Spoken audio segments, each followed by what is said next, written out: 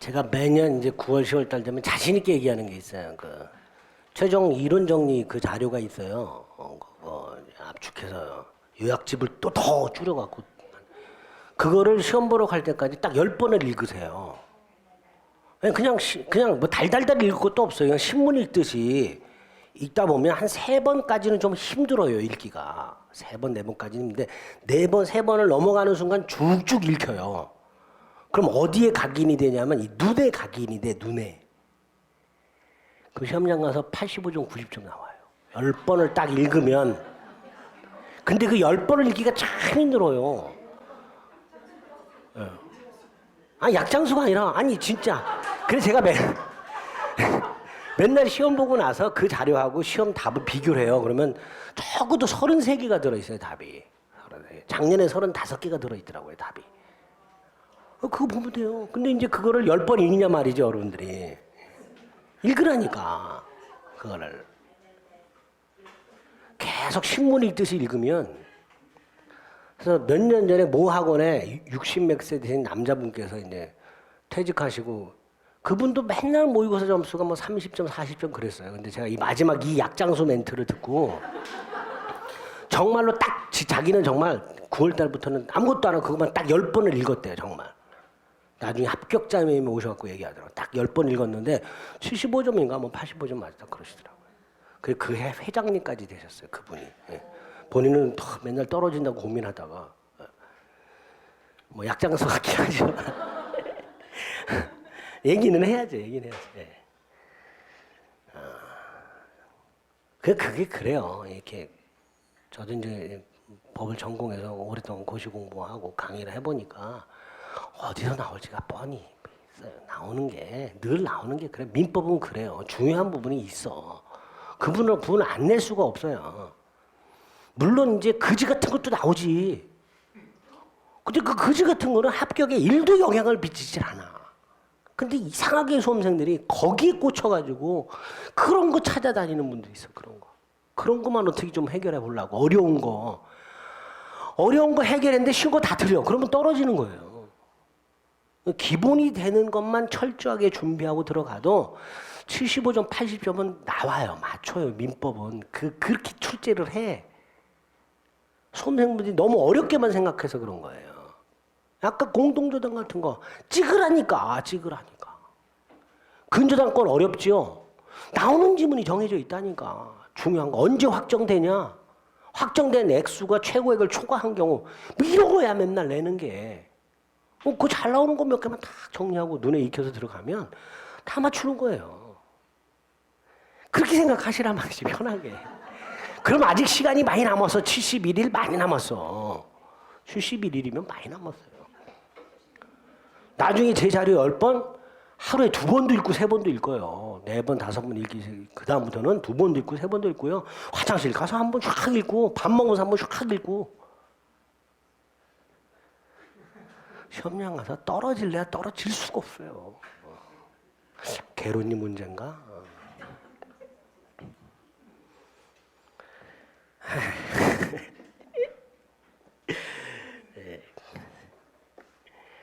제가 예전에 공인중개사 2차 보면서 중개사법을 그렇게 했어요. 중개사법. 중개사법 공부를 해봤나? 중개사법이란 게 있었나? 뭐 없어. 중개사법이란 법 자체 본 적이 없어요, 저는. 예, 중개사 시험 보면서 봤지. 그 마지막 그 모 강사가 인터넷에 올린 거 몇 명이 그때는 올렸어요. 지금은 안 올리는데 강사 중에 이렇게 올리는 사람이 있어요. PDF로. 그래서 시험 임박해서 한 2주인가 남았을 때 올렸나. 그래서 그 중에서 이게 제일 괜찮은데 싶은 걸 다운받았더니 A4로 40장인가 40페이지인가 그렇더라고요. 40페이지 20장 깨알 같은 글씨로 그걸 출력을 해가지고 읽기 시작했죠. 대가리에 들어오나? 안 들어오지? 처음 읽는데 막 짜증이 물밀듯이 막. 그래 꿋꿋하게 2번 읽고 3번. 첫째 날 이제 강의도 다 끝나고 그랬으니까 제가 첫째 날 독서실을 가가지고 18시간을 읽었어요. 18시간을. 중간에 딱 한 번 화장실 가고 밥도 안 먹고 18시간을 읽었어. 몇 번을 읽었는지 몰라. 18시간 동안. 제 자랑이 아니라 해야 되니까. 쪽팔려서라도 붙어야 되니까. 고전에 5번을 떨어졌으니까. 중기사 2차를 5번을 떨어졌다니까. 그게 얼마나 개쪽팔려요. 나는 붙어야 돼. 18. 한 3일 동안 10번 이상을 읽었어요. 그랬더니 그다음부터는 읽혀. 10번 넘게 그냥 눈이 불 튀고 막.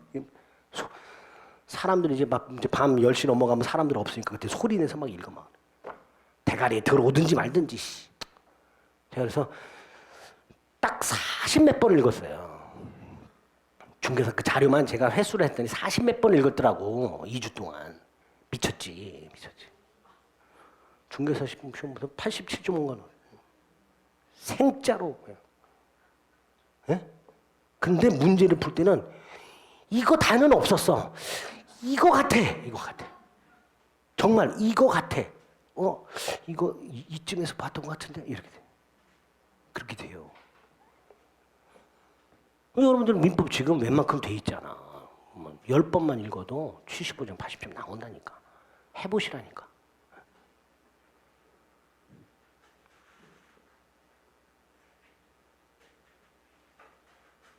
그렇게 하는 거예요.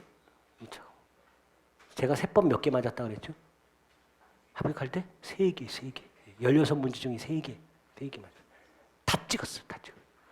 아예 세법은 보지도 않았어. 무조건 찍자. 전 그래 4개는 맞을 줄 알았어. 4개는. 3개 맞았어.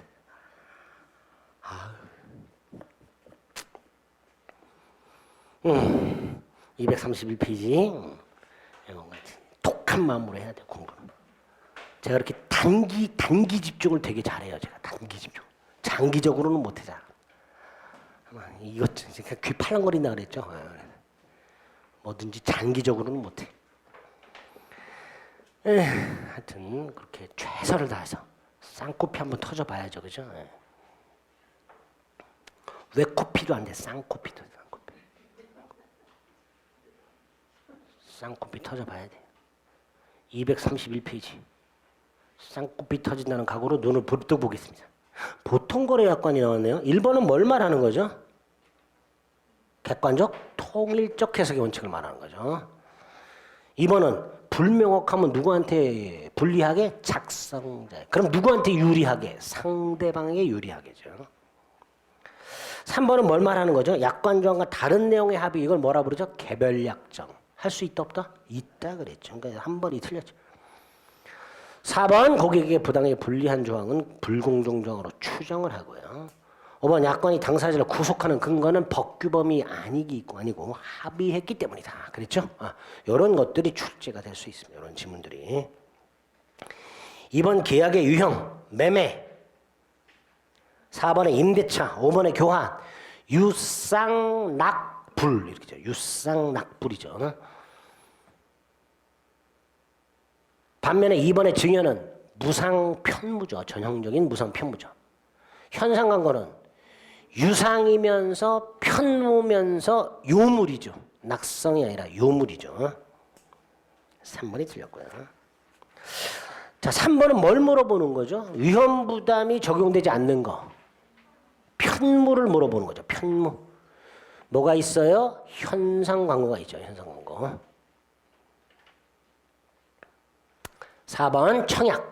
청약자가 청약을 발송 후 사망했다 하더라도 청약의 효력에는 영향이 없으니 청약은 효력을 잃지 않습니다. 1번 틀렸고요. 이번 청약의 구속력은 승낙기간이 경과한 후 철회한다. 아니죠?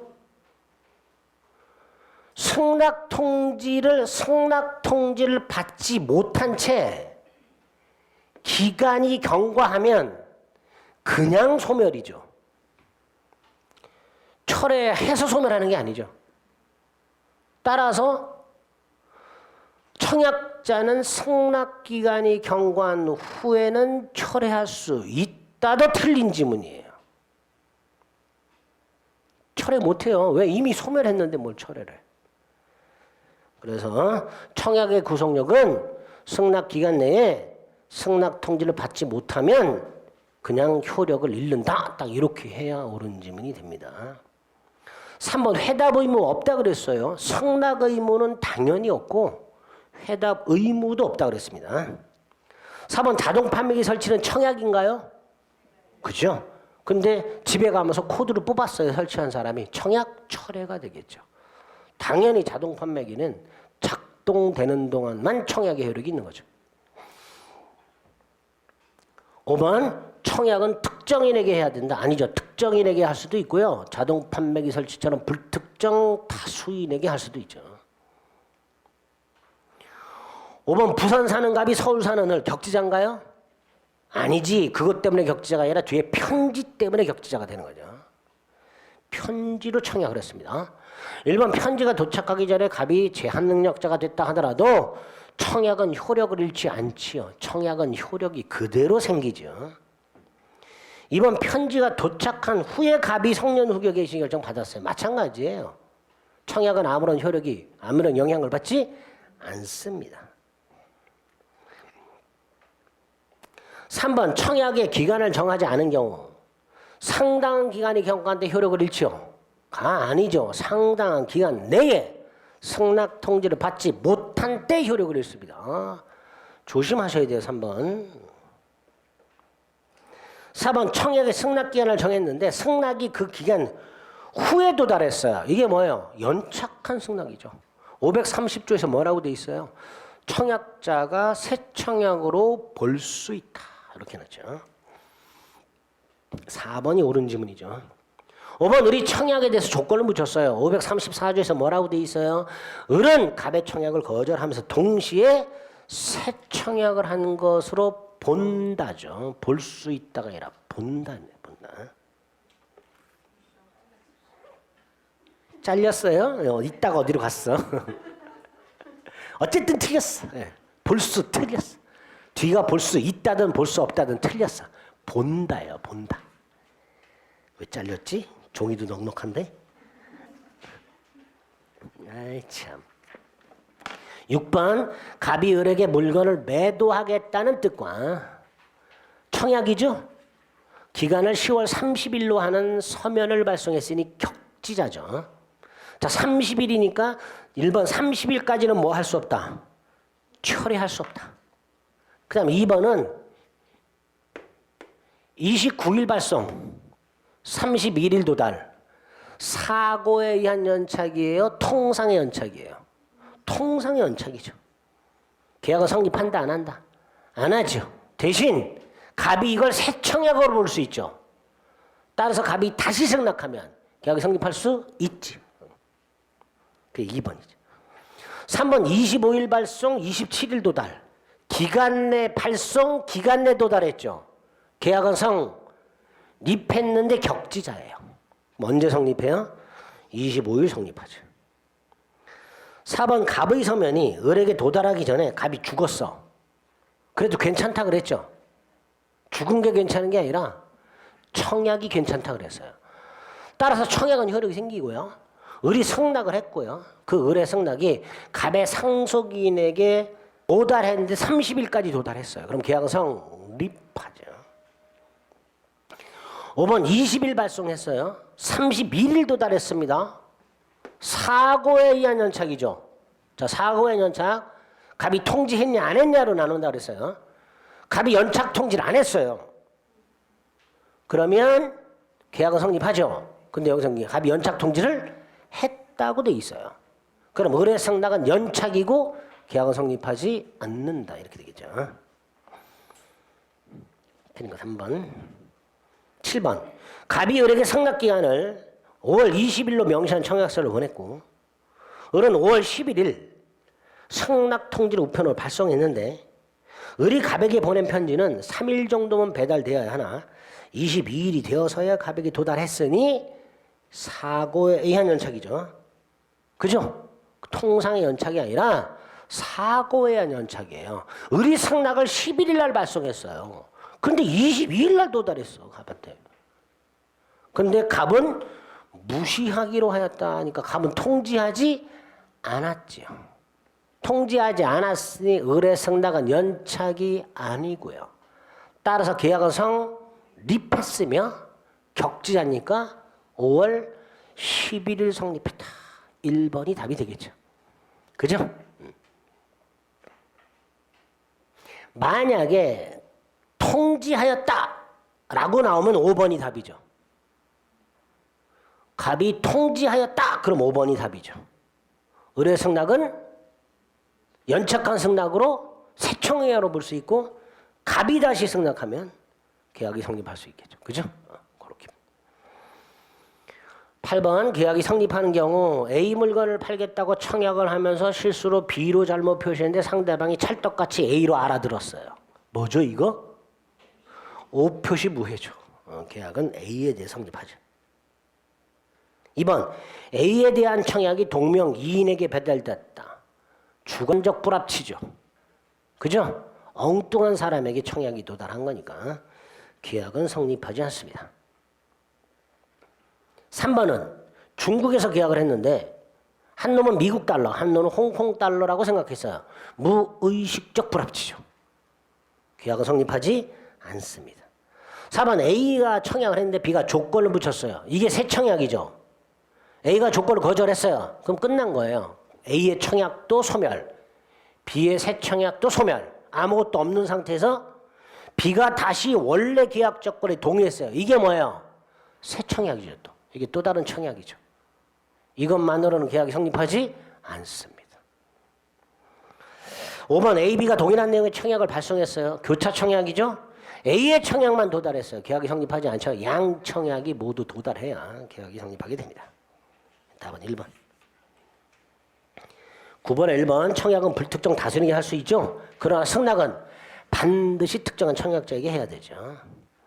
이번 승낙은 기간 내에 발송하는 거 부족하죠. 원칙적으로 승낙 기간 내에 청약자한테 도달해야 되죠. 자, 3번 청약에 대해서 승낙을 거절해요. 그럼 승낙은 없는 거고 청약도 효력이 상실된 거죠. 지금 아무것도 없는 상태예요. 따라서 기간 내에 다시 번복해서 승낙했다. 이게 새 청약이죠. 따라서 이것만으로는 계약이 성립하지 않습니다. 자, 연착이나 불착은 다 표의자의 불이익이니까 승낙이 연착 또는 불착했다 승낙을 보낸 승낙자의 불이익이 되는 거죠. 승낙자의 불이익. 5번 물품 청약자가 물품을 송부하면서 일정 기간 내 반품하지 않으면 구입한 걸로 보겠다. 상대방은 개무시할 수 있으니 상대방이 반품하지 않았다 하더라도 승낙이 아니고 계약은 성립하지 않는다. 이렇게 되겠죠. 틀린 거 몇 번? 5번이 틀렸네요. 그죠? 10번에 1번 매도인이 매수인에게 합의 해제를 청약. 근데 매수인이 조건 붙이거나 변경을 했어. 이게 뭐예요? 새 청약이죠. 이게 새 청약. 즉 청약 거절과 동시에 새 청약으로 본. 2번 근로자가 회사에 명예퇴직을 신청하는 거. 이게 뭐였죠? 근로계약 합의 해지에 대한 청약이에요. 청약. 저 회사 그만둘게요. 그만둬도 되나요? 라는 청약이에요. 청약. 자, 이게 회사에 도달했어요. 원칙적으로 청약이 도달하면 철회 못하죠. 근데 판례가 예외를 인정하죠. 도달했다 하더라도 회사가 상락하기 전까지는 뭐 할 수 있다? 철회할 수 있다. 예외. 도달 후에도 철회할 수 있는 예외. 그 2번이죠. 옳은 질문입니다. 3번 계약을 체결하면서 그 계약으로 인한 효과를 제대로 알지 못하고 처분문서인 계약서를 작성했다. 나는 매매계약서라고 생각하고 도장을 찍었는데 나중에 봤더니 담보설정계약서더라. 이런 경우 있을 수 있죠. 연대보증계약서인 줄 알고 도장을 찍었더니 일반보증계약서더라. 그런 거 의미하는 거예요. 계약은 성립한다 안 한다? 성립하죠. 착오가 문제될 뿐이죠. 그죠? 계약은 성립한다.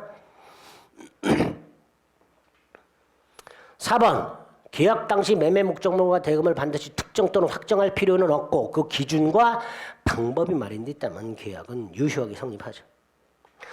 5번은 조금 까다로운데요. 계약의 예를 들어서 매매 계약의 객관적 요소 중요 요소가 뭐죠? 목적물과 대금이죠. 그죠? 그러니까 매매 계약의 객관적 요소가 아닌 거 뭐가 있을까요? 주로 대금 지급 장소나 방법 같은 거. 이건 매매 계약의 요소예요, 아니에요? 아니죠. 따라서 이거는 의사합치가 없어도 계약은 성립해요. 그런데 매도인이 매수인에게 대금은 5만 원권으로 이렇게 요구를 해요. 근데 을이 싫어. 나는 수표를 줄 거야. 계약이 성립해요, 안 해요? 안 해요. 그럼 그게 이거죠. 계약의 객관적 요소는 아니지만 당사자가 중대한 의의를 두고 계약 요건을 할 의사를 표시했어요. 나는 꼭 5만 원권으로 받아야 돼. 그럼 이거에 대해서 합치가 있어야 성립하죠. 친구 3번. 11번 계약 체결상의 과실책임. 1번 조문 그대로 목적이 불능한 계약을 체결할 때 알았거나 알 수 있었을 자는 상대방이 계약의 유효를 믿었음. 이게 뭐야? 신뢰익이죠. 신뢰익을 배상해라. 2번은 그 신뢰익 손해배상액은 유효 함후로 인하여 생길 이익, 즉 이행익을 넘지 못한다. 3번 계약교섭 중 부당한 계약 체결의 거부의 경우에 두 번째 줄 계약교섭 당사자가 계약 체결이 좌절되더라도 어쩔 수 없다고 생각하고 지출한 비용 뭐가 있었죠? 제안서, 견적서 작성 비용. 이거는 손해배상에 포함되지 않는다. 자, 4번 계약 체결상의 과실책임이 성립하려면 상대방은 뭐여야 되죠? 선의 무과실이어야 되죠. 따라서 알았거나 알 수 있었을 경우에 적용되지 않습니다. 5번 갑이 자기 땅을 계약한 후 수용됐죠. 그럼 뭐예요? 이건 후발적 불능이죠. 계약 체결상의 과실책임은 원시적 불능에 적용되기 때문에 후발적 불능에는 적용되지 않습니다. 5번이 틀렸죠. 12번 당사자 일방이 계약 교섭 단계에서 계약이 확실하게 체결될 것이라는 정당한 기대 내지 신뢰를 부여했고 상대방이 그 믿음에 따라 행동했음에도 불구하고 정당한 이유 없이 거부했다. 1번 무슨 책임진다? 불법행위 손해배상. 계약 체결상의 과실책임이 아니라 불법행위 손해배상 책임을 진다. 2번 배상한 손해는 뭐라 그랬죠? 계약이 유효하게 체결될 것이다 라고 믿었던 것에 의하여 입었던 손해에 한정한다. 이게 판례 문구예요. 그죠? 다만 4번 정신적 고통에 대한 손해배상은 별도로 청구할 수 있다. 2번처럼 한정하지만 단 4번 별도로 정신적 손해배상 청구할 수 있다.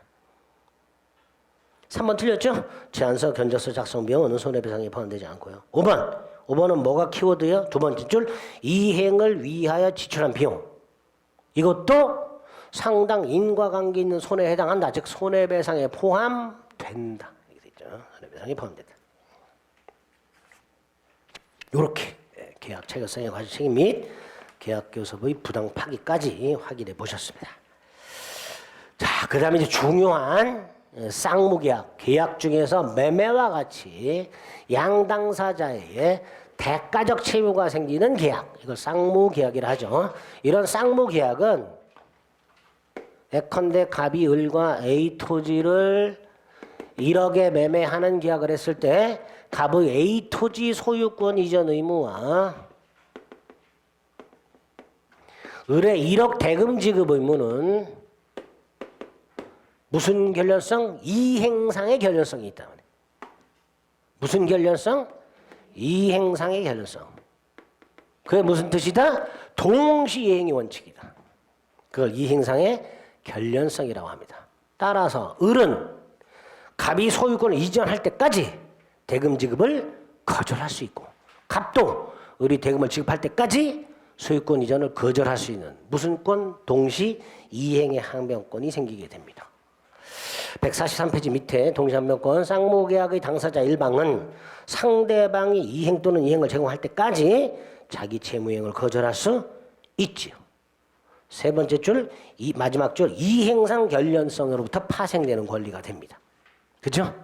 자, 동시한명권 성립 요건 중요하죠. 세 가지. 첫째, 동일한 하나의 쌍무계약을 통한 대가적 채무가 발생할 것. 따라서 동그라미 1번. 첫 번째 줄 별개 약정에 의해 생긴 채무. 갑이 을에게 임야를 매매하면서 묘지 2기를 이전하기로 했다. 이 묘지 2기 이전 채무는 임야 매매 계약이 아닌 별도의 특약을 통해 생긴 채무니까 원칙적으로 을의 대금 지급과 동생관계가 아니다. 동그라미 1번. 별개 약정 기억하시고. 두 번째, 갑이 을에 대해서 갖고 있는 대금 채권을 양도하거나 을이 갑에 대해서 부담하고 있는 1억 채무를 정의 인수한 경우, 대금 채권을 양도하거나 대금 지급 채무를 인수해서 당사자가 변동됐다 하더라도 채권 채무 내용이 바뀌지는 않으니까 항변권은 그대로 존속한다. 아주 중요한 거 3번.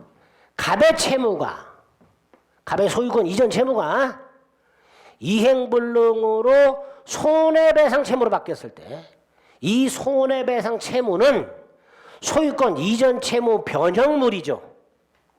따라서 상대방 을의 채무와 여전히 동생관계다. 즉 동시항변권을 소멸하지 않고 존속한다. 반면에 당사자 간의 경계계약을 체결했을 때는 기존 항변권은 소멸한다. 자, 첫 번째 요건에서 나오는 지문들이고요. 특히 2번, 3번은 꼭 기억하셔야 됩니다. 채권양도와 이행불능 손해배상. 두 개도 싫다 그러면 3번만이라도. 자, 반가로 2번은 요건이 뭐죠? 양채무 모두 이행기죠. 이렇게도 나오죠. 상대방도 변제기 도래할 것. 같은 말입니다. 상대방이 누구야? 청구하는 사람. 양채무 모두 이행기 이퀄 상대방도 변제기가 도래할 것. 그런데 을이 중도금을 지급하기로 했네 먼저. 그럼 을은 중도금 지급에 관해서 중도금 지급 날짜가 됐을 때 상대방 갑은 아직 이행기가 아니니까 항변권 행사할 수가 없다. 예외 2개. 불안해 항변권하고 박스 1번. 중도금을 지급해야 될 수분양자가 아파트 분양회사 신용불안 등을 이유로 분양 의무보다 먼저 이행해야 될 중도금 지급을 뭐 할 수 있다? 거절할 수 있다. 또 하나가 2번.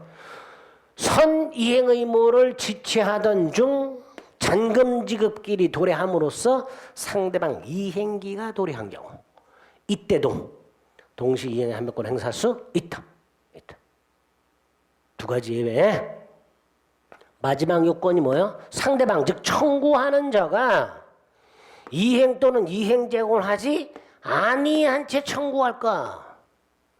따라서 청구하는 자가 이행 또는 이행 제공을 하면서 청구한 경우에는 을은 항변권을 행사할 수가 없기 때문에 갑이 소유권 이전을 제공하면서 대금을 청구하게 되면 을은 대금 지급을 거절할 수 없기 때문에 대금을 지급해야 되고 지급하지 못하면 무슨 책임이 생긴다? 지체 책임이 생긴다. 다만 을의 항변권이 소멸하는 것은 아니다. 행사할 수 없다일 뿐 항변권 자체가 소멸하는 것은 아니다. 왜? 갑이 나중에 이행을 중단한 채 재청구하게 되면 지체에 빠졌던 을 항변권 행사할 수 있다. 재청구 때문에. 반가로 3번. 쌍무계약의 당사자 갑이 제공을 하고 을을 지체에 빠지게 했다 하더라도 세 번째 줄 갑이 한번 제공했다는 사실만으로 을이 갖는 항변권이 소멸된다고 할 수는 없다. 그죠? 거기 제일 까다롭죠. 요건 중에서. 효력. 잠시 뒤로 미루는 무슨 항변권? 연기적 항변권. 자, 갑이 대금 소유권 안 넘겨주면서 대금 지급 청구 소송을 제기하면 어른 항변권을 주장해야만 법원은 판단하고, 그죠? 항변권을 주장해야만 판단하고, 두 번째 법원은 무슨 판결한다? 원고 일부 승소 판결 상한 이행 판결하게 된다. 오른쪽 맨 위에 항변권이 있다는 것 자체로 정당한 거절이죠. 따라서 부당한 거절 책임, 지체 책임이 생기지 않습니다. 또 금전 지급 의무자는 이자가 발생하지 않지요. 중요한 거, 동시 이행의 항변권이 붙은 채권을 뭘로? 자동 채권으로 상계할 수 없다. 동자상 X. 절에 가면 불상만 있지 동자상은 없죠. 없어. 동자상 없어. 동시 이행의 항변권이 붙은 채권을 자동 채권으로 상기할 수 없다. 그리고 구체적 예가 뭐죠? 여기 보세요. 매 도인은 매매대금 채권을 자동 채권으로 상기할 수 없으며, 임차인은 보증금 반환 채권을 자동 채권으로 상기할 수 없다. 합쳐. 동자상 X, 도자상 X, 차자상 X. 뭔 개소리냐 하지 말고요. 외워 이제. 다 나왔었어요. 다 추측이 됐어. 도자상이 뭐예요? 매 도인은 매매대금 채권을 자동 채권으로 상기할 수 없다. 차자상은 임차인은, 임대인 말고 임차인은 보증금 반환 채권을 자동 채권으로 상기할 수 없다. 외워. 도자상 X, 차자상 X. 반면에 동시 이행의 항변권이 붙은 채권도 뭐에 걸린다? 소멸시에 걸린다. 비닐하우스 때문에 이 겨울에도 채소는 나와. 동채소 동그라미 이렇게 되죠. 외워. 그 다음에 정말 외워야 될 거, 동시 이행 관계가 아닌 거, 아닌가. 동생관계가 아닌 거. 1번 변제와 채권 증서, 즉 차용증 반환. 2번 변제와 담보권 말소.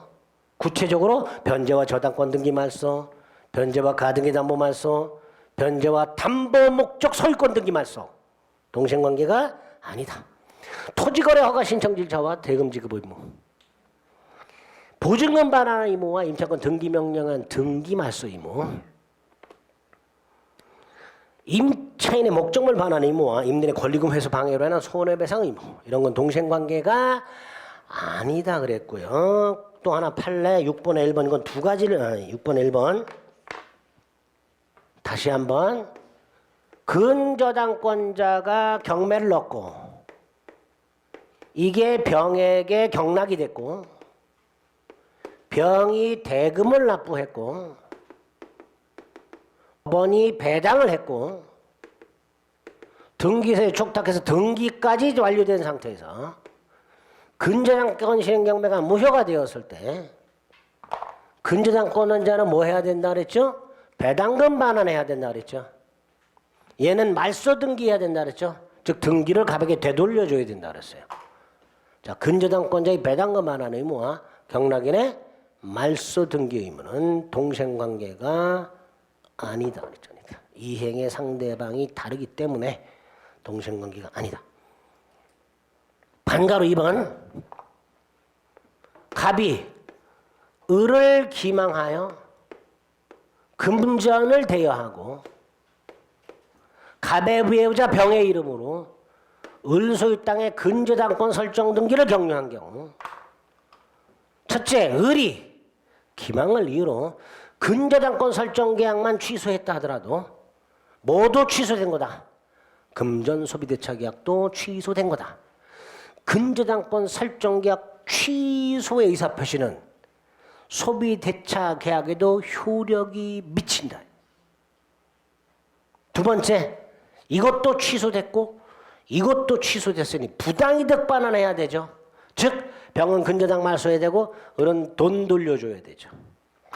계약 취소로 인한 부당이득 반환이죠.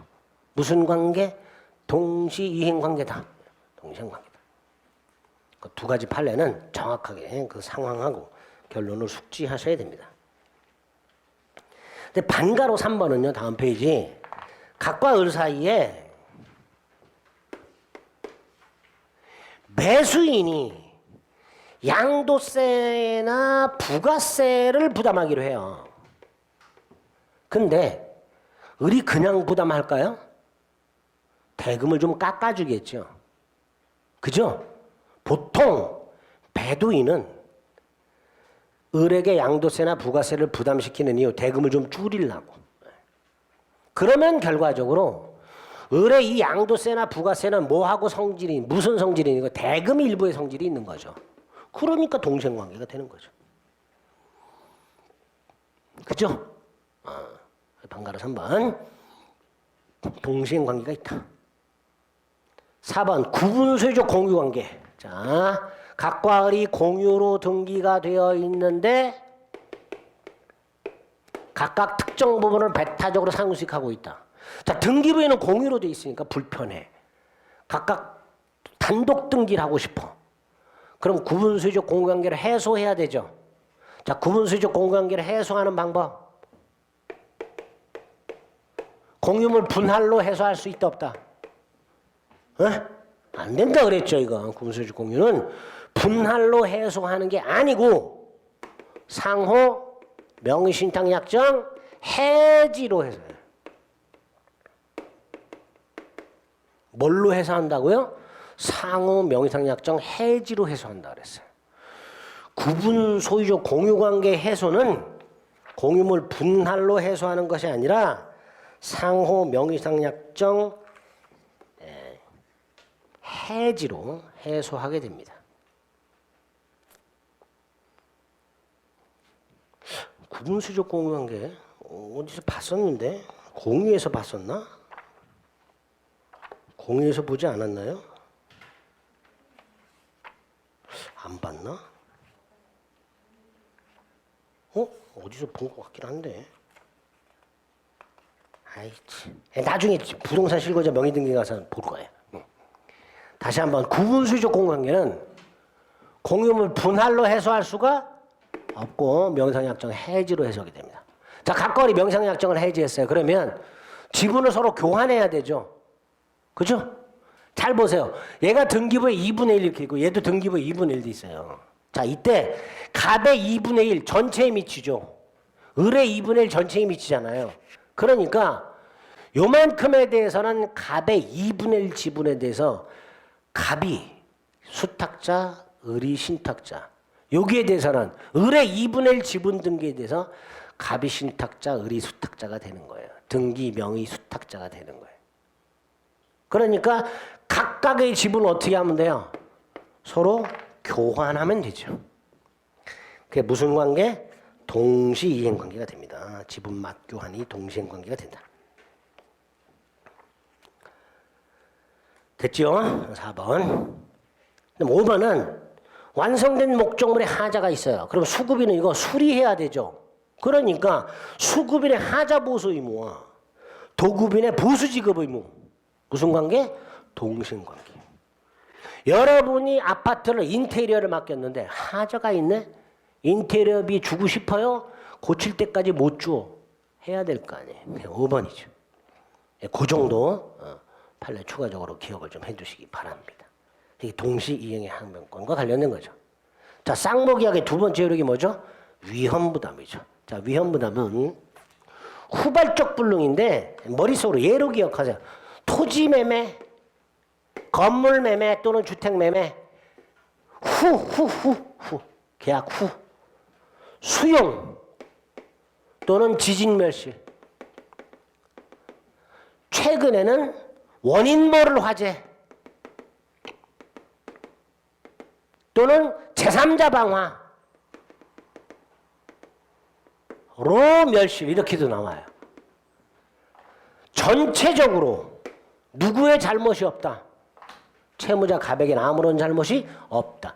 토지 소유권 이전 채무자, 건물 소유권 이전 채무자인 갑에게는 아무런 잘못이 없다. 이렇게 쌍무계약을 체결한 후에 어느 일방의 채무가 그 채무자의 귀책 사유 없이 불능이 되어 소멸했을 때 을은 대금 지급해야 되느냐 안 해도 되느냐가 뭐다? 위험 부담의 문제라 그랬습니다. 위험 부담의 문제. 537조에서 뭐라고 돼 있어요? 상모계약의 당사자 일반 갑의 채무가 갑을의 잘못 없이 불능이 되었을 때 불능이 된 채무의 채무자 갑은 상대방 이행을 청구하지 못한다. 갑은 을에게 대금 청구하지 못한다. 미리 받은 계약금 중도금 따위는 반환해야 한다. 이렇게 채무자 위험부담이죠. 반면에 538조는 채권자 위험부담인데 두 가지 키워드를 찾으시면 돼요. 채권자 귀책사유, 채권자 지체. 그죠? 다 채권자 잘못이잖아요. 그러니까 채무자는 뭘 할 수 있다? 청구할 수 있다. 단 채무자가 별도로 이득을 얻은 게 있으면 그 이득은 채권자에게 상환해라. 그게 채권자 위험부담이죠.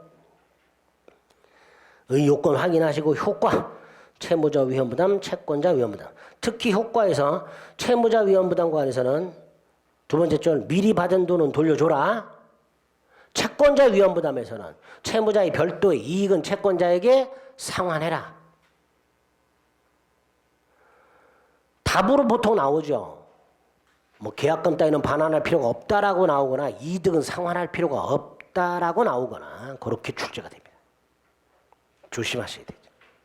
그 다음에 이런 위험부담의 상황에서 우리 대법원은 위험부담으로 처리하지 않고 뭐를 적용하기도 한다? 대상 청구권. 즉 갑이 받게 되는 수용보상금 청구권이나 화재보험금 청구권에 대해서 을이 나한테 넘겨라. 아직 갑이 갖고 있다면 청구권을 나한테 양도해라. 갑이 받았다면 그걸 나한테 다 내놔라. 이런 식으로 대상 청구권 행사할 수 있고, 다만 대상 청구권 행사하려면 을은 어떻게 돼요? 반대 의무를 이행 제공해야 되죠. 반대 의무를 이행 제공하면서 대상 청구권 행사할 수도 있다. 갑이 자신의 토지를 매도한 후 수용되었을 때 을은 갑에게 보상금을 나한테 넘겨라. 대신 을은 뭐 해야 된다?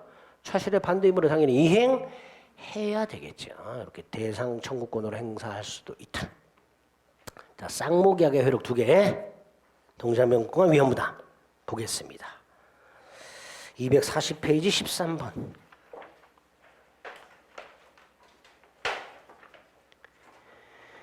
자, 13번 1번 키워드가 보여요. 별개의 계약에 의해 생긴 경우 원칙적으로 동시행관계는 인정되지 않는다. 2번 당사자 일방 채무가 손해배상 채무로 바뀌었을 때 항변권 소멸한다, 존속한다? 존속한다. 자, 3번은 판례인데요. 좀 어떤 상황인지 확인하셔야 돼. 자, 갑이 토지 소유자인데요. 건축업자 을하고 건물 신축 계약을 합니다. 건물 신축 정확하게는 도급 계약 이렇게 되죠. 도급인이 건축주가 되고요. 수급인이 건축업자가 되죠. 근데 이 을이 개털이야. 기초공사 할 돈조차 없어. 건축업자가. 그래서 병으로부터 돈을 빌려. 그래서 을이 기초공사를 해. 근데 병이 담보를 요구해. 그래서 갑이 땅을 담보로 제공했어. 건축주가. 그래서 저당권이 설정됐어. 자, 공사가 완성됐네? 갑은 공사대금 지급해야 되죠. 근데 이거 살아있어. 큰일 나죠. 갑이 이렇게 공사대금을 지급했는데 을이 병한테 돈을 갚지 않으면 이 저당권을 실행해서 건물이 땅이 날아가는 문제가 생긴단 말이에요. 그러니까 갑은 뭐라 그래요? 이거 말소할 때까지 공사대금 못 줘. 라고 할 수 있다. 그게 3번이죠. 공사도급계약의 도급인 건축주가 자기 땅의 근저당권을 설정하여 수급인으로 하여금 기초공사에 필요한 돈을 대출받도록 한 경우에 그 수급인의 근저당권 말소 의무와 도급인의 공사대금 지급 채무는 동시 이행관계다. 4번 매수인이 먼저 지급해야 될 중도금을 지급하지 않았을 때 잔대금 지급이 도래하면 선이금했던 중도금, 그 중도금에 대한 연체이자 그리고 잔금 세 개가 매도인의 소유권 이전과 뭐가 된다? 동시이행관계다. 5번 당사자 일반 갑이 현실 제공하고 을을 지체에 빠지게 했다 하더라도 을의 항변권이 소멸하는 것은 아니다. 그죠? 그 문구 그대로. 3번 14번에 1번 변제와 채권 증서 반환 동생관계가 아니라 그랬습니다. 2번 담보 목적 저당권 등기에서 변제와 저당권 등기만서는 동생관계가 아니었죠. 3번 일방의 계약의 부적사항에 관한 의무. 아까 뭐라 했어요? 이거 어디 갔어? 또 그것만 또 지웠냐? 아이고 참 여기 있는 거. 묘지 두 개를 이전하지 않아. 그래 대금직과 동생관계도 아니다. 아니라 그랬습니다. 아니라 그랬어요. 원칙적으로 아니라 그랬습니다. 동생관계가. 4번 부동산 매매에서 지급기일이 지난 매매대금 채권이 이전 등기 청구권과 동생관계 있는 경우에도 즉 매도인의 매매대금 채권은 매수인의 항변권이 붙어있어. 근데 아까 뭐랬어요? 동시이행의 항변권이 붙어있는 매매대금 채권도 소멸시효에 걸린다. 그거 말하고 있는 거죠. 동체소. 동체소. 이게 4번이죠. 5번 허가 신청 절차 협력 의무와 대금 지급 의무는 동생관계가 아니다 그랬습니다. 아니다. 그래서 옳은 거 4번. 15번에 1번 또 나왔어요. 1번 매매대금 채권. 뭐죠? 항변권이 붙은 채권. 소멸시효에 걸린다. 소멸시효가 진행된다. 이해하려고 하지 마시고 자꾸 눈을 바짝바짝 뜨면서 이해하려고 하시는 분들이 계시는데 그러지 말고 항변권이 붙은 채권도 소멸시효에 걸린다. 소멸시효가 진행된다. 1번 틀린 거예요. 2번 계약이 무효 취소되었을 때 부당이득 반환. 무슨 관계? 동생관계. 3번 어느 한 일방 채무가 이행불능으로 손해배상 채무로 바뀌었을 때 상대방 채무와 여전히 동생관계다. 4번 일부 이전 등기 이행을 구하고 있더라. 매도인은 대금 전부에 대한 항변권 행사할 수 있는가? 있겠지. 있어야죠. 불가분일 때는 전부에 대해서 항변권 행사할 수 있습니다. 4번은 뭐 그냥 한번 쏙 보고 넘어가시면 되고요. 5번 또 나왔어요. 중도금을 지급하지 않아서 잔금 지급기일이 도래하면 중도금과 지연이자와 잔금 합하여 소유권 이전 등기와 동시 이행관계다. 1번 쌍무계약의 쌍방 일채무가 오른쪽 동생관계에 있을 때 일방 채무 이행기가 도래했을 때 상대방이 제공할 때까지 거절할 수 있죠. 따라서 지체 책임을 부담하지 않는다.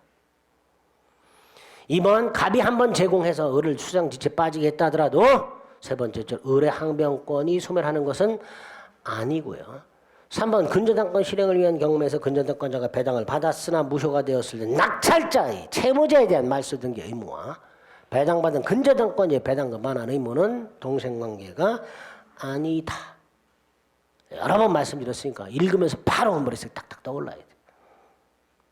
4번 부당이득 반환 동생관계. 5번 차용증이 뭐죠? 채권증서죠. 변제와 채권증서 반환은 동생관계가 아니고요. 그러니까 3번. 자, 17번처럼 대놓고 물어봐요. 동생관계가 아닌 거. 얼른 찾아요. 답 1번. 변제와 담보권 말소. 동생관계가 아니다. 그죠? 자, 18번은요. 동그라미 1번. 동산에 있어서 대금의 위험의 이전 시기는 인도할 때다. 무슨 소리인지 몰라. 그죠? 위험의 이전 시기라는 거 우리가 본 적이 없어요. 2번. 부동산 대금의 이전 시기는 원칙적으로 등기한 때지만 등기 앞서 인도가 행해지만 인도 시 이전한다. 이것도 우린 본 적이 없어요. 위험의 이전 시기라는 것 자체를 한 적이 없어요. 3번 위험 부담은 채무자가 급부로 이행하지 못하게 되는 것을 전제로 하지요. 그죠? 채무자의 채무가 후발적 불능으로 된 걸 전제로 합니다. 4번 위험부담은 일방 채무가 원시적 후발적 틀렸죠. 4번이 틀렸대. 1번, 2번 몰라도 되는 거야. 실제로 그렇게 나오냐? 네, 이렇게 나와요. 중요한 게 물어봐, 중요한 거. 위험부담은 무슨 불능? 후발적 불능. 그런 거 물어보는 거예요. 4번이 틀렸죠. 자, 5번은 채권자 수령 지체라고 돼 있어요. 그럼 채권자가 부담해야 되죠. 채권자가 부담한다는 건 무슨 뜻이에요? 채무자는 이행을 청구할 수 있어. 단 별도의 이득은 상환해야 돼. 그게 5번이죠. 그죠? 자, 1번하고 2번은요. 동산이 됐든 부동산이 됐든 인도했어요. 일단 돈 받기 전에 인도했어. 그리고 멸실이 됐어. 그럼 그 위험부담은 을에게 이전된다. 그런 뜻이에요. 그러니까 을에게 물건을 인도한 후 멸실이 됐다면 위험이 인도할 때 을에게 넘어갔기 때문에 갑은 을에게 뭐 할 수 있다? 대금 청구할 수 있다라는 뜻이에요. 원래 원칙적으로 위험은 누가 부담했어야 되는데 갑. 근데 돈 받기 전에 인도를 해버리면 그 갑이 부담해야 될 위험이 을에게 이전된다 이런 뜻이에요. 따라서 인도 후 멸실되었을 때는 대금 청구할 수 있다 이렇게 되는 거예요. 그게 위험 이전과 관련된 건데 몰라도 됩니다. 원시적 불능은 후발적 불능에서만 문제가 된다. 그거 기억하시죠. 19번은 갑이 자기 소유 건물에 대해서 대금을 1억 원으로 하고 을과 계약을 체결하고 계약금을 받았는데 목적물 인도 전 이웃의 화재로 여기에 해당되는 거죠. 이웃의 화재도 넣자. 갑도 을도 잘못이 없죠. 그랬더니 어떤 분이 이웃이 을일 수도 있지 않냐. 그러지 마. 이거 제3자 방하고 똑같은 거예요. 즉 갑에게도 을에게도 잘못이 없는 거죠. 그럼 뭐예요? 위험부담이죠. 자, 위험부담은 어떤 뜻이에요? 갑은 을에게 대금 청구할 수 없다. 1번 을은 대금 지급 채무를 면한다. 2번 갑은 청구할 수 없다.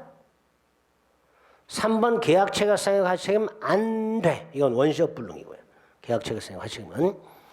4번 갑은 받은 계약금 돌려줘야 되고 을에게 대금을 청구할 수 없으며 목적물 인도채무를 면하게 됩니다. 이게 원칙이죠.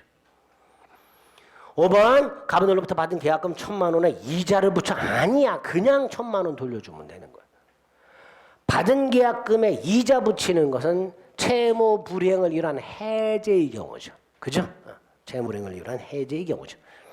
위험부담은 해제권 자체가 없어요. 20번 갑은 자기 소유 주택에 대해서 을과 계약을 했고 계약금 중도금 받은 상태에서 원인 모를 화재로 소실됐으니 위험부담이고 1번 채무 불이행 아니죠. 갑도 잘못 없고 을도 잘못 없으니 채무 불이행이 아닙니다. 따라서 채무 불이행을 이유로 한 손해배상 따위는 발생하지 않습니다. 2번 갑은 미리 받은 돈은 돌려줘야 되고 3번 갑은 을에게 대금을 청구할 수가 없습니다. 그런데 4번 동시 이행의 항변권이나 위험부담 다 임의 규정이에요. 따라서 이런 상황에서 갑은 을에게 대금을 청구할 수 있다라고 얼마든지 특약할 수 있습니다. 위험부담 임의 규정입니다. 자, 을이 인도받은 상태에서 멸실이 됐다. 당연히 을은 인도받아서 사용한 만큼의 이익은 돌려줘야 한다라는 게 판례입니다. 인도받은 만큼 사용의 이익은 돌려줘야 한다. 5번이 틀린 질문이고요. 5번은 크게 신경 안 쓰셔도 됩니다. 자, 4번 조심하세요. 위험부담 무슨 규정? 임의 규정. 따라서 반대 확정할 수 있습니다. 그죠? 이렇게 쌍무계약의 효력 2가지까지 살펴보셨습니다. 다음 주에 제3자를 위한 계약, 계약해지 아마 매매 할 수 있으면 임대차까지 해보도록 하겠습니다. 아마 충분히 할 수 있을 것 같아요. 마지막 날 이제 민사특별법 한번 문제지를 통해서 나올 수 있는 거 다 외우도록 할 겁니다. 마지막 날은 민사특별법 있는 지문 중에서 제가 외우세요 하는 것들 다 외워야 돼요. 그럼 시험장 가서 6문제 다 맞출 수도 있어. 예? 자, 민특법은 제가 크게 신경 쓰지 말라고는 말씀을 드리긴 했지만 수험생분들이 현실적으로 부닥쳐요. 왜냐하면 앞부분을 풀다가 막혀. 그럼 뒤로 가잖아. 그럼 뒤가 막혀 바로. 맨 마지막 문제가 부실법 문제야. 99% 사례 형태로 나와. 그러니까 맨 마지막 걸 안 보고 그 위에 걸 봐. 가등기 담보법 문제야. 안 풀려. 그럼 다시 그 위에 걸 봐. 집합건물법. 신경도 안 썼어. 그러니까 앞에서 막혀서 뒤로 갔더니 뒤가 더 막혀. 그때부터는 다시 앞으로 돌아가든지 해야 되는데 멘붕이 와요. 그래서 더 이상 문제를 풀지 못하고 혼자서 덜덜덜덜 떨고 앉아 있어. 보면 알아요. 이러고 있어요. 그러니까 민특법 문제도 조금 지문 몇 가지 잘 나오는 거 확인해 두면 그런 당황을 좀 줄일 수 있습니다. 아시겠죠? 여기까지 하겠습니다. 수고하셨습니다.